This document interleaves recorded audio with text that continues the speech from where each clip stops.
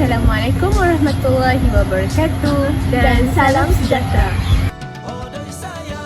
Saya Faizal Safia binti Jaya Azri berasal dari Alusa Kedah akan mengkaji dialek Sabah.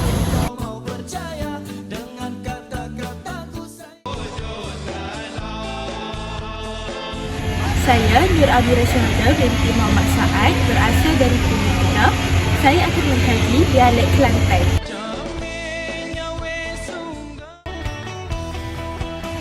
Saya Quratul Ain binti Muhammad Zubair berasal dari Kedah akan mengkaji dialek Sarawak. Mengudik klasik ke hulu sukma, berdesir suara ombak muara. Dengarkan isi fokus utama. Izinkan saya mula bicara.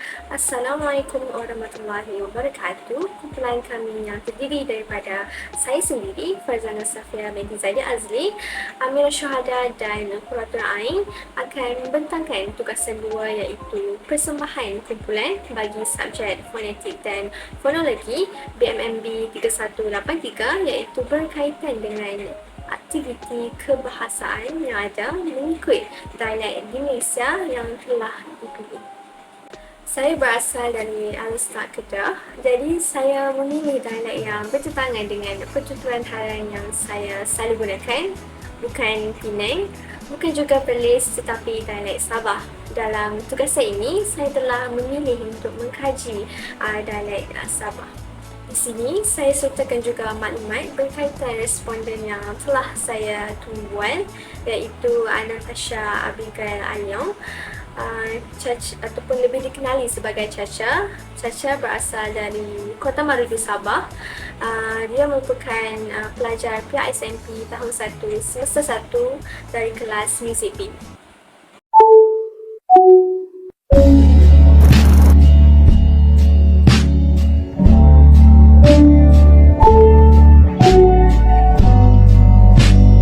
Assalamualaikum dan selamat sejahtera semua. Terlebih dahulu izinkan saya memperkenalkan diri. Nama diberi Faizal Safia binti Zaida Azli dari kelas Bahasa Melayu. Hari ini saya amat berbesar hati ingin menemui rakan saya yang juga merupakan salah seorang pelajar atau siswi guru Institut Pendidikan Kampus Perlis. Sebelum saya memulakan sesi perbualan, saya ingin saudari memperkenalkan diri.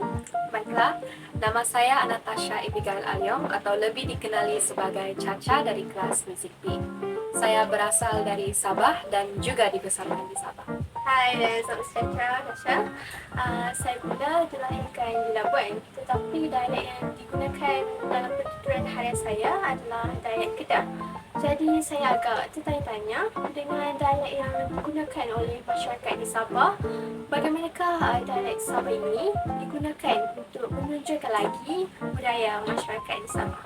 Baiklah, di Sabah saya selalu menggunakan dialek Sabah dalam pertuturan harian dan selalunya dialek ini dapat dilihat melalui pelbagai lagu yang menonjolkan lagi budaya masyarakat Sabah. Oh, sebagaimana yang saya maklumi, melalui heterogen kemudahan teknologi yang ada seperti di platform media sosial iaitu TikTok ataupun Twitter, terdapat satu lagu yang semestinya setiap orang yang berasal dari Sabah akan ketahui, iaitu lagu yang bertajuk Jabatan Tanpa Ruli. Ya, betul. Hampir kesemua masyarakat di Sabah membesar dengan mendengar lagu ini. Jadi lagu ini menceritakan tentang pengalaman penyanyi tersebut apabila beliau sedang menaiki jambatan tersebut. Dan jambatan ini adalah satu jambatan yang agak terkenal di Tampar-Ruli sebab di sebalik pembinaan jabatan ini terdapat satu kisah yang tragis di mana seorang perempuan dikorbankan bagi menyelamatkan jambatan ini daripada diruntuhkan. Wow, menarik sekali. Kalau begitu, bolehkah saya ingin meminta saudari menyanyikan lagu tersebut? Boleh?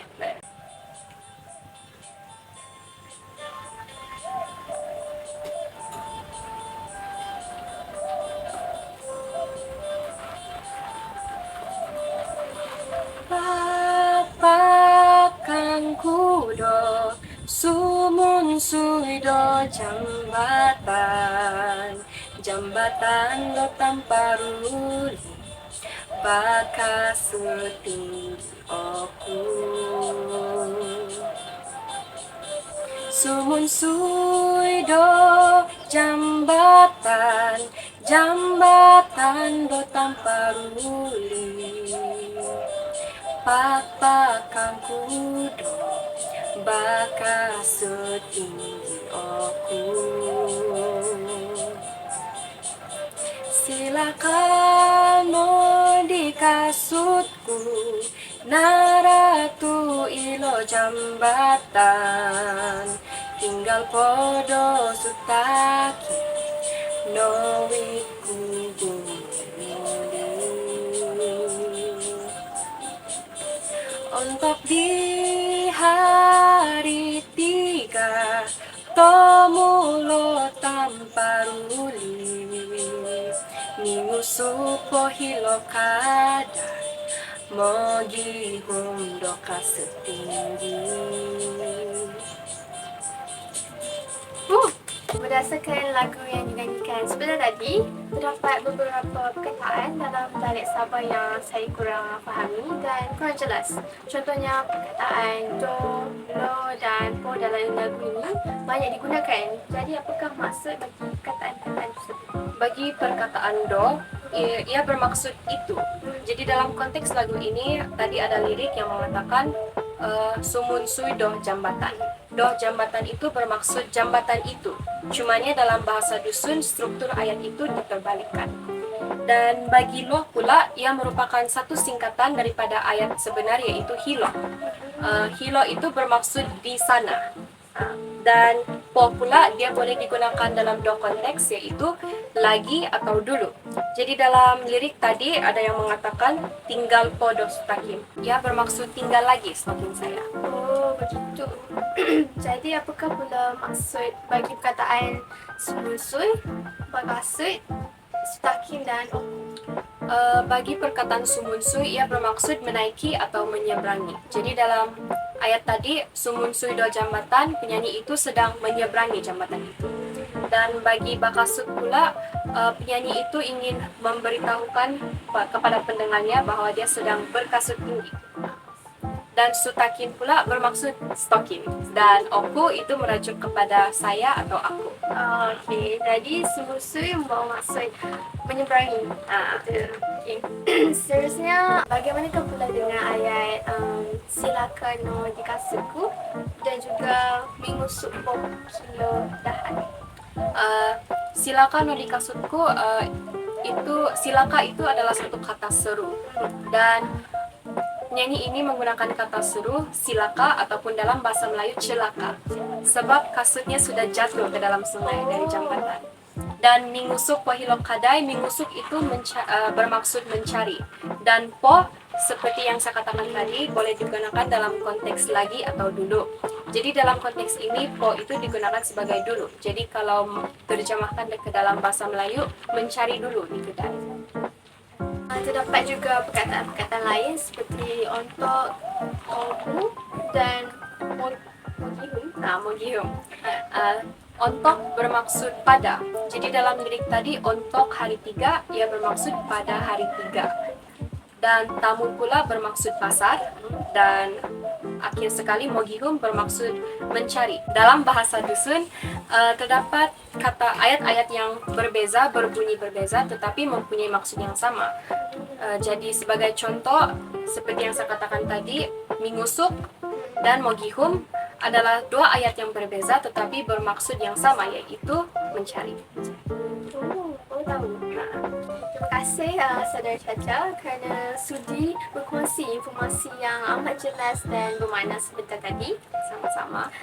Melalui sesi tumpuan yang dilaksanakan ini telah membantu saya dan membuka minda saya dengan lebih luas serta mendalam berkaitan dengan dialek negeri Sabah ini. Terima kasih sekali lagi Caca kerana sanggup meluangkan masa dan beri kerjasama dalam menjalankan sesi tumpuan pada hari ini. Sama-sama. Di slide ini, berdasarkan apa yang dapat lihat, terdapat skrip tumbuhan.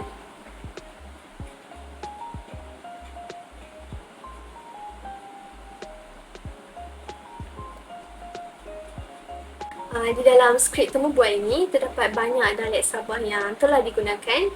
Hal ini dapat dilihat sewaktu responden menerangkan berkaitan aktiviti kebahasaan yang telah dipilih, iaitu menerusi nyanyian lagu, dan sewaktu responden menerangkan berkaitan dengan maksud lagu tersebut dan perkataan-perkataan yang terkandung dalam lagu tersebut dan lirik lagu tersebut. Slide yang dipaparkan ini merupakan lagu yang telah dipilih, iaitu bertajuk Jabatan Tanpa Rugi. Berdasarkan slide yang dipaparkan adalah berkaitan dengan pengujaran dan penipuan dalam sebutan baku. Terdapat banyak dialek Sabah yang telah digunakan sewaktu saya menembual responden. Yang pertama sekali ialah perkataan dalam dialek Sabah, iaitu musuh-musuh. Sebutan baku dalam bahasa Melayu ialah maksud menaiki. Penipuannya adalah M5, NNA, KIK, menaiki. Seterusnya adalah perkataan berkasut yang membawa maksud berkasut, dan di situ terdapat juga penipuan telah dinyatakan, iaitu be able, KK, SU, tisu. Perkataan yang ketiga adalah silaka dalam dialek Sabah. Perkataan silaka ini merupakan kata seruan yang membawa maksud celaka. Penipuan bagi sebutan baku celaka, K. Seterusnya adalah po yang membawa maksud lagi. Di situ saya juga telah sertakan penipuan bagi sebutan baku lagi, G. Dan seterusnya adalah berkaitan dengan perkataan tamu yang bermaksud pasar. Penipuan bagi perkataan pasar ini, sar. Seterusnya adalah perkataan hilo. Hilo ini membawa maksud di sana. Dapat juga singkatan bagi hilo ini, dan saya akan nyatakan sebentar lagi.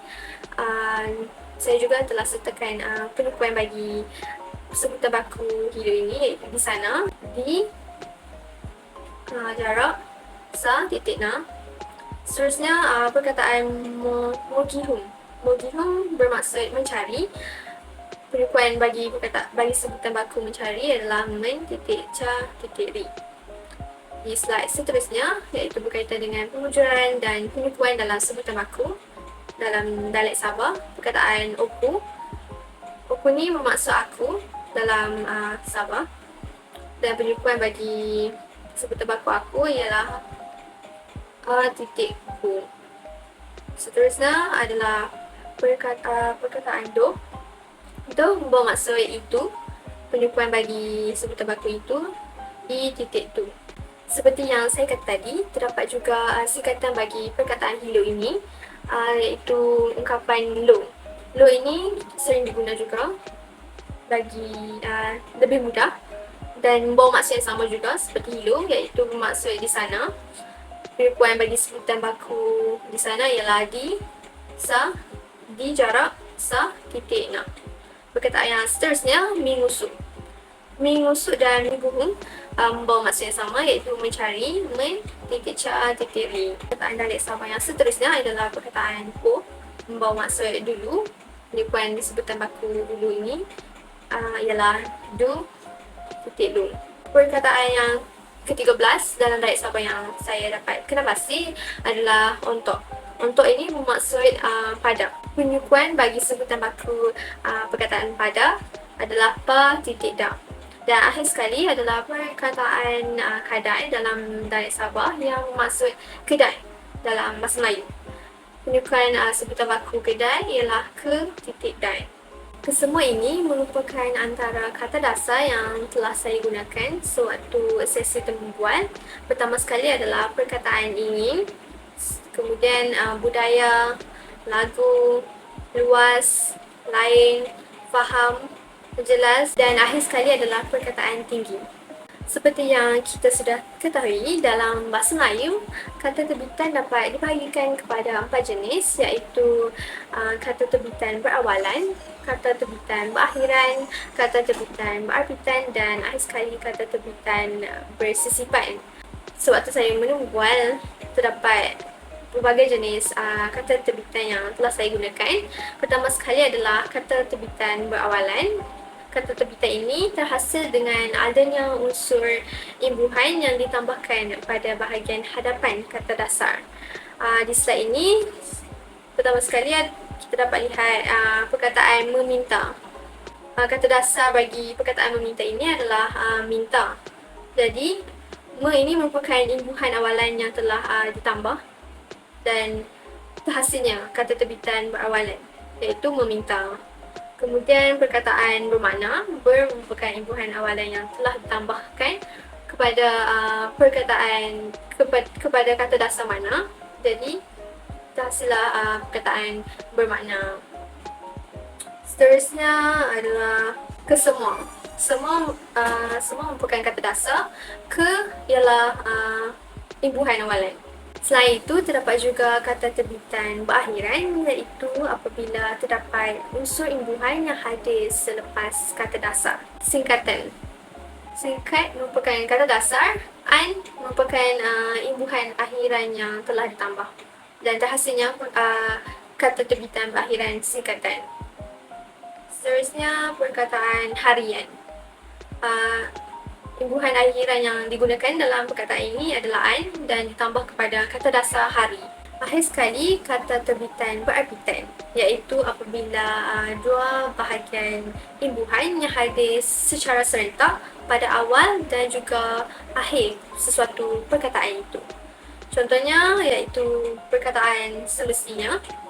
Kata dasar bagi perkataan semestinya adalah mesti dan imbuhan awalan yang ada iaitu se dan imbuhan akhirannya adalah nya, dan imbuhan ini hadir secara serentak. Terhasilnya kata terbitan berarbitan iaitu semestinya.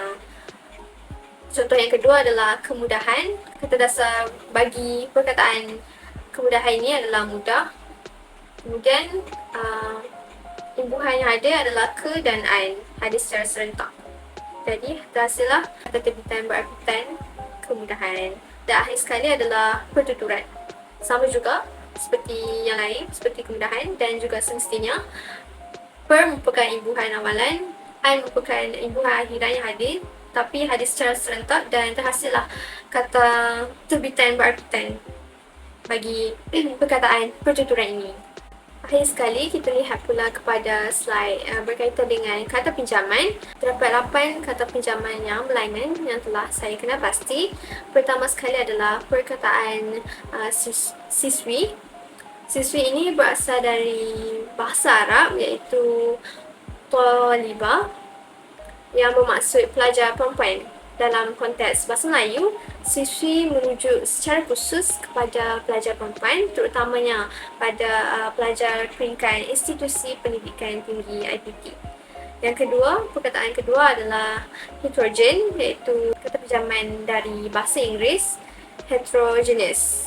Sebenarnya perkataan heterogen ini berasal dari bahasa Yunani, iaitu daripada dua perkataan Yunani, kemudiannya dipinjam ke dalam bahasa Inggeris sebagai perkataan heterogeneous.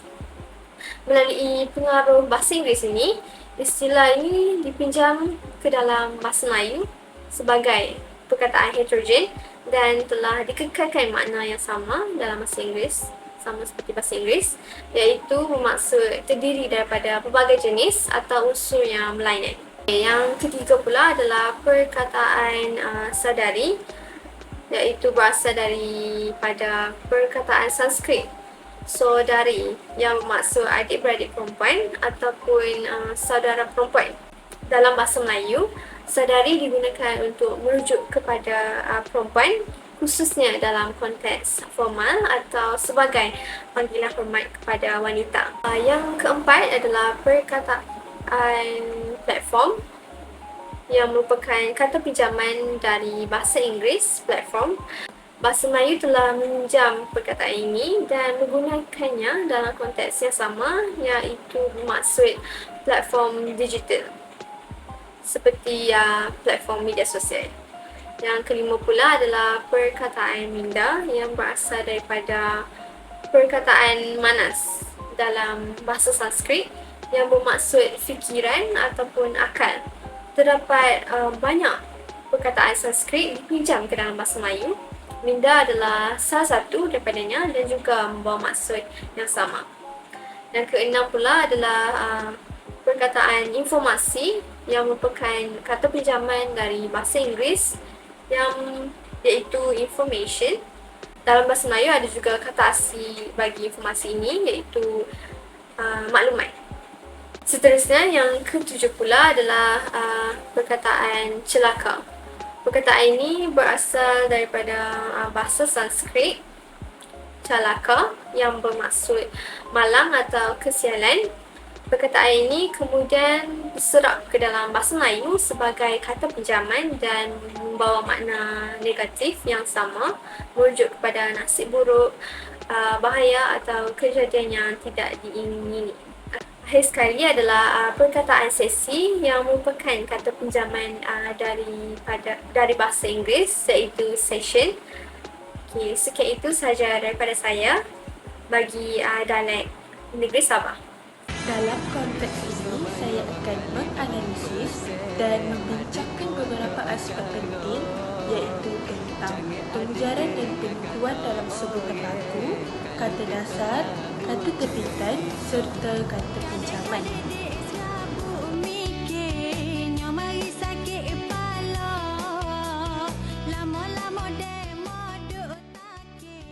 Assalamualaikum warahmatullahi wabarakatuh dan salam sejahtera. Dalam video ini, saya akan menemubual seorang responden yang telah saya pilih dari negeri Kelantan.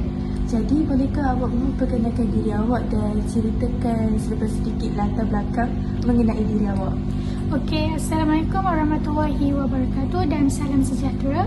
Nama saya Nurhanis Hajiah binti Hasim. Saya berasal dari Pasir Putih, Kelantan. Latar belakang saya ialah saya mempunyai 11 orang adik-beradik dan saya merupakan anak bongsu dari 11 tersebut. Dulu saya sekolah menengah kebangsaan Nasruddin Shah dan kini berjaya melanjutkan pelajaran di IPG. Hobi saya ialah berjoging dan suka bermain badminton. Okey, hari ini saya ingin bertanyakan kepada awak mengenai resipi ketupat sotong. Saya dengar ketupat sotong ni sangatlah terkenal di negeri Kelantan. Jadi bolehkah awak berkongsi cara-cara bagaimana nak membuatnya? Oh, ketupat sotong ni memang terkenal di negeri Kelantan. Awak mahu belajar ke macam mana nak buat tu? Ya, saya memang berminat untuk mendalami cara-cara bagaimana nak buatnya. Apakah bahan-bahan yang diperlukan? Oh, mula-mula mungkin ada sotong besar, sate, nisir, garis sikit. Lepas tu dia nak cucuk sotong tu. Dan kalau nak beri wangi sikit sotong tu, kita bubuh daun pandan. Lepas tu kita kenalah basuh sotong tu sampai bersih. Dan kepala sotong tu jangan terhut sebab kita nak guna lagi. Maaf ya, saya tak berapa faham. Nisir tu apa? Nisir tu orang Kelantan panggil gula Melaka. Gula Melaka. Kalau jangan tak tohuk tu? Jangan tohut tu maksudnya jangan buang. Kalau jangan buang. Faham. Kita teruskan pula. Lepas tu pulut tu macam mana? Nak buat macam mana lepas tu? Pulut tu kita kena rendam dulu dalam air sejarua. Lepas tu kita tapih pulut tu. Bila pulut tu masuk dah, gelegak dah, kita masuk pula pulut tu dalam perut sotong. Tapi jangan bagi penuh sebab kita takut pulut tu jadi kembal bila masuk tu.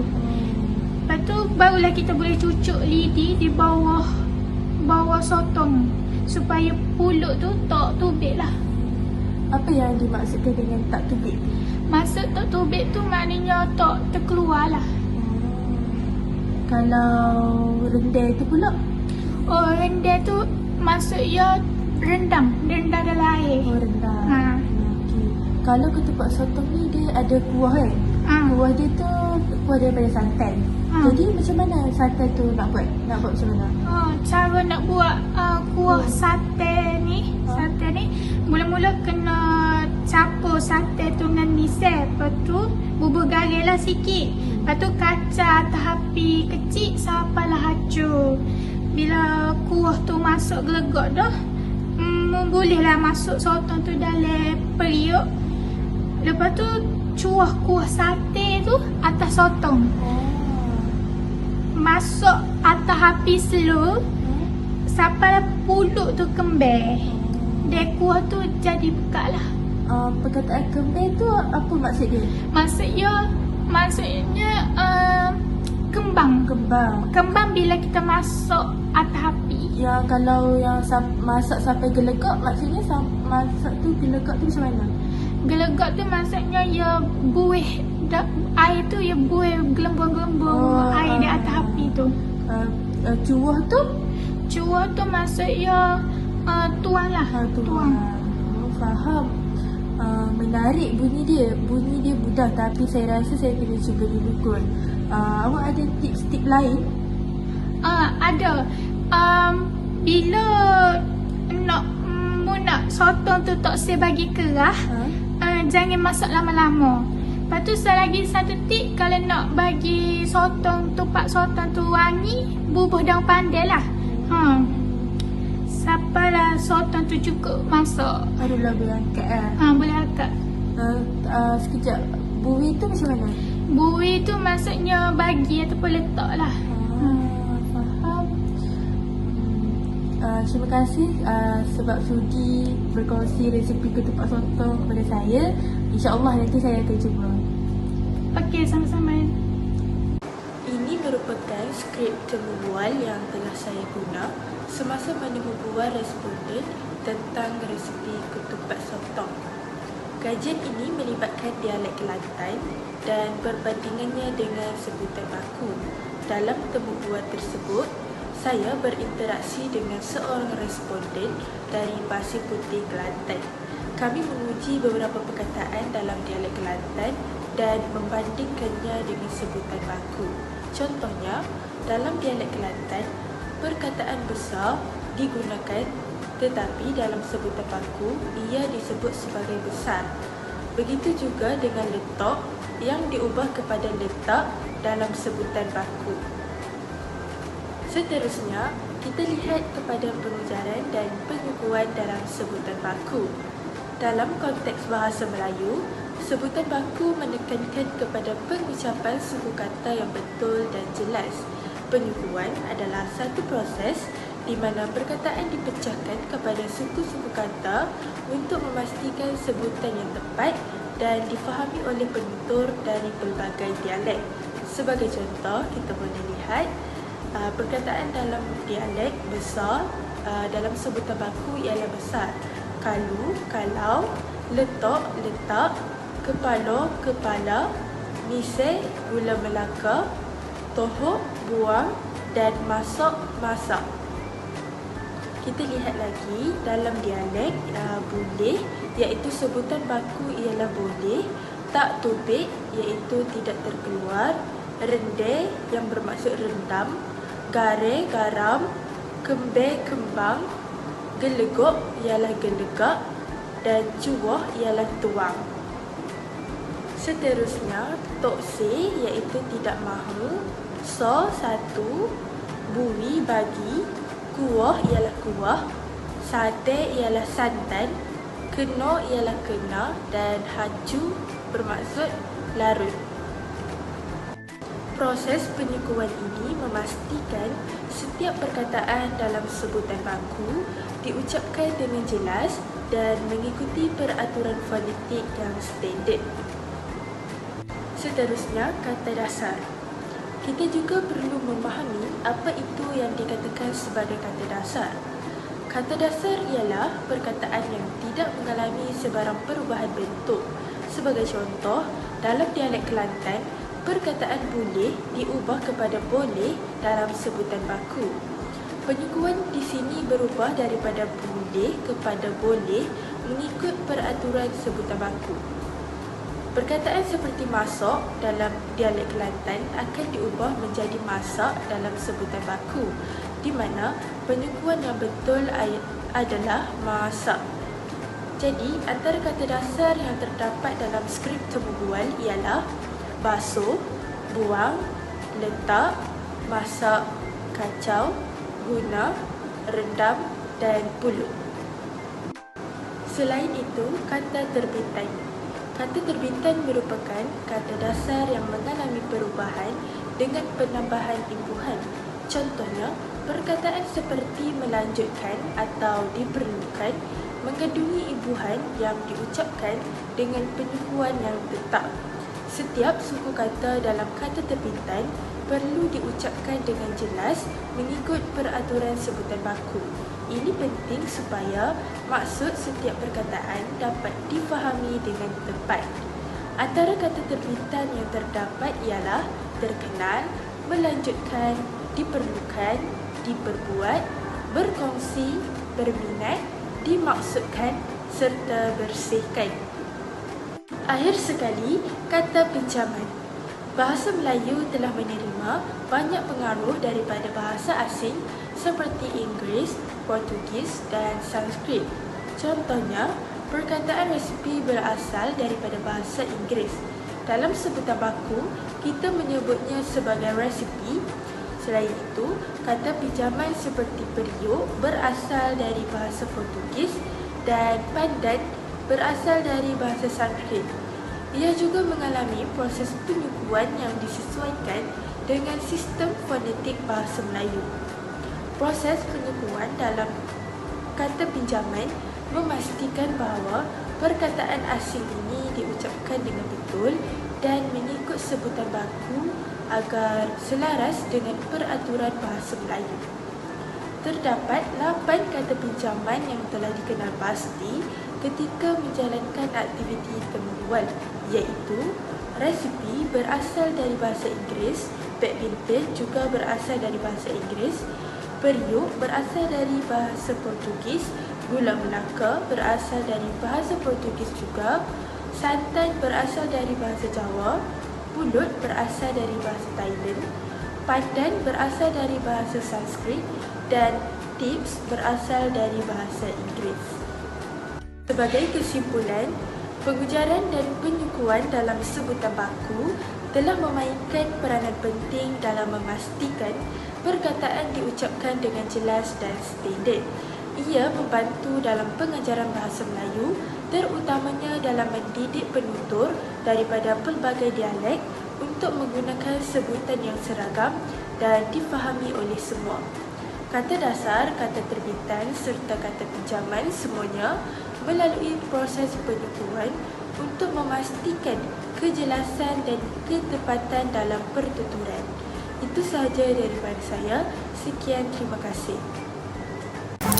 Assalamualaikum warahmatullahi wabarakatuh dan salam sejahtera. Saya Qurratul Ain binti Muhammad Zubir akan meneruskan pembentangan ini dengan membentangkan mengenai kajian yang telah saya lakukan terhadap dialek Sarawak. Tanpa melengahkan masa, mari kita ke slide yang seterusnya. Baiklah, berikut merupakan maklumat responden yang telah saya temu bual pada minggu lepas. Nama responden ialah Nur Syafiq Ikmal bin Faizul Hazwari dan berasal daripada Kuching, Sarawak.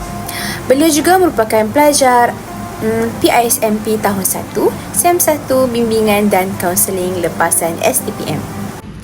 Assalamualaikum warahmatullahi wabarakatuh dan salam sejahtera. Jadi pada hari ini saya akan menemu bual salah seorang pelajar daripada Institut Pendidikan Guru Malaysia Kampus Perlis untuk tugasan ini. Jadi sebelum memulakan sesi menemu bual, saya ingin saudara memperkenalkan diri terlebih dahulu. Okey, nama saya Nur Syafiq Ikmal bin Faizul Hazwari dan saya berasal dari Kuching, Sarawak dan merupakan pelajar bimbingan dan kaunseling bagi ambilan tahun Ogos 2024. Baiklah, ada beberapa soalan yang ingin saya kemukakan kepada Syafiq. Yang pertama, boleh saya tahu apakah contoh-contoh makanan yang boleh dikatakan agak terkenal di Sarawak dan apakah makanan yang menjadi kegemaran Syafiq? Sudah semestinya negeri Sarawak sangat terkenal dengan pelbagai jenis makanan yang unik. Antaranya ialah kek lapis, mi kampua, mi kolok, laksa Sarawak, umai dan sebagainya.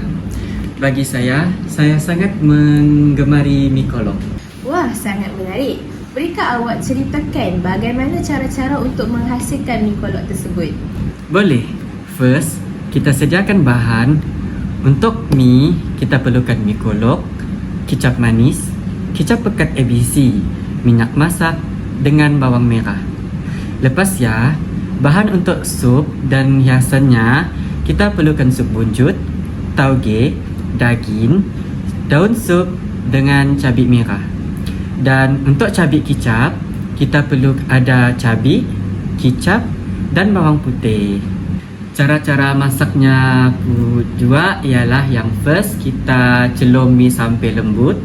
Lepas ya, angkat dan tuskan. Bila air tus dah kering, angkah mi dalam mangkok besar dulu. Lepas ya, tuangkan kicap udang ke dalam mi tadi. Gaul sampai sebati. Lepas ya, goreng bawang merah sampai garing. Taburkan ke atas mi yang sudah digaul dengan kicap tadi.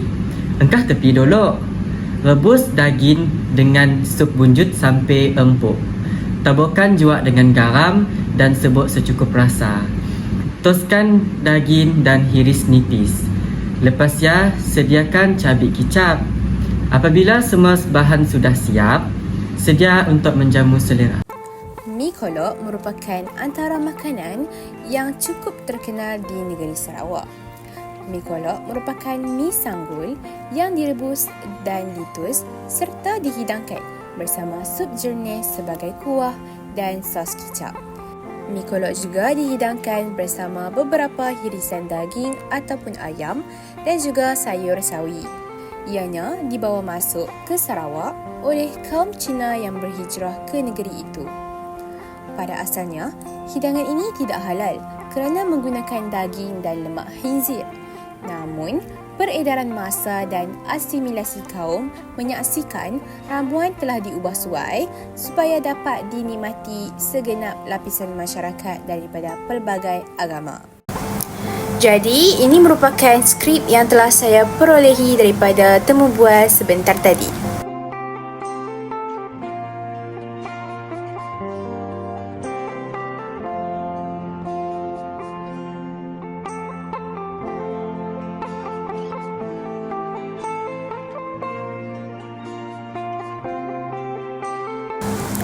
Berikut merupakan senarai pengujaran dan penyukuan dalam sebutan baku. Antara perkataan yang saya peroleh daripada dialek Sarawak ialah lepas ya. Lepas ya dalam bahasa baku bermaksud kemudian dan penyukuannya ialah kemudian. Perkataan yang seterusnya adalah cabek. Cabek bermaksud cili dan penyukuannya ialah cili. Yang ketiga ialah perkataan jua. Jua bermaksud pula dan penyukuannya ialah pula. Perkataan yang keempat ialah sampai. Sampai dalam bahasa baku juga dikenali sebagai sampai dan penyukuannya ialah sampai. Perkataan yang kelima pula ialah tus. Tus dalam bahasa bakunya juga dikenali sebagai tus dan penyukuannya ialah tus. Dan yang keenam ialah kering. Kering dalam bahasa baku dikenali sebagai kering dan penyukuannya ialah kering. Yang keenam ialah engkah. Engkah dalam bahasa baku disebut sebagai letak dan penyukuannya ialah letak. Perkataan yang ketujuh pula ialah mangkuk. Mangkuk dalam bahasa baku mangkuk dan penyukuannya ialah mangkuk. Yang ke-8 ialah perkataan dolok. Dolok dalam bahasa baku kita sebut sebagai dulu dan penyukuannya ialah dulu. Seterusnya perkataan gaul. Gaul dalam bahasa baku ialah gaul dan penyukuannya ialah gaul. Seterusnya perkataan tabur. Tabur dalam bahasa baku ialah tabur dan penyukuannya ialah tabur. Perkataan yang seterusnya ialah ya. Ya bermaksud itu dan penyekuannya ialah itu. Dan akhir sekali adalah perkataan ja. Ja bermaksud sahaja dan penyekuannya ialah sahaja. Jadi, responden telah menggunakan perkataan ya ja untuk menyatakan itu sahaja. Apa itu kata dasar? Kata dasar merupakan satu bentuk dasar dalam sesuatu kata yang merupakan morfem bebas. Kata dasar juga merupakan kata yang hadir tanpa sebarang imbuhan. Berikut merupakan kata dasar yang saya peroleh daripada sesi temu bual tadi. Yang pertama ialah tahu, yang kedua ialah unik, yang ketiga ialah masak, yang keempat ialah angkat, yang kelima ialah celur, yang keenam ialah sedia, yang ketujuh ialah rebus, yang ke-8 pula ialah gaul, yang ke-9 pula ialah tos dan terakhir sekali adalah letak. Apa itu kata terbitan? Kata terbitan merupakan kata yang terdiri daripada kata dasar yang menerima imbuhan, sama ada baik imbuhan awalan, akhiran, apitan ataupun sisipan. Kata terbitan boleh terdiri daripada 3 jenis golongan kata, iaitu yang pertama, kata nama, yang kedua, kata kerja dan yang ketiga ialah kata adjektif. Berikut merupakan senarai kata terbitan yang telah saya perolehi daripada sesi temu bual dan telah saya bahagikan kepada jenis-jenis golongannya. Yang pertama ialah kata nama terbitan. Kata nama terbitan awalan yang pertama ialah pelajar. Manakala kata nama terbitan bagi imbuhan akhiran ialah yang pertama, bimbingan, yang kedua, kaunseling, yang ketiga, soalan, yang keempat, makanan dan yang kelima ialah irisan. Bagi kata nama terbitan apitan pula ialah yang pertama, kegemaran, yang kedua, perkataan dan yang ketiga ialah perkongsian. Seterusnya merupakan kata kerja terbitan. Kata kerja terbitan imbuhan awalan ialah yang pertama, menemu, seterusnya berasal, yang ketiga bertanya, yang keempat membuat dan yang kelima menjamu. Kata kerja terbitan akhiran pula ialah yang pertama, letakkan, yang kedua ceritakan, yang ketiga sediakan, yang keempat perlukan, yang kelima toskan, yang keenam tuangkan, yang ketujuh taburkan dan yang akhir sekali ialah susunkan. Manakala kata kerja terbitan bagi apitan pula ialah yang pertama, memulakan, yang kedua, memperkenalkan, yang ketiga, menggemari dan yang terakhir ialah dikatakan. Seterusnya, kata pinjaman. Sebelum itu, apakah maksud kata pinjaman? Kata pinjaman menurut Kamus Dewan SDC keempat bermaksud kata yang diambil daripada bahasa asing dan kemudian diserap ke dalam bahasa Melayu.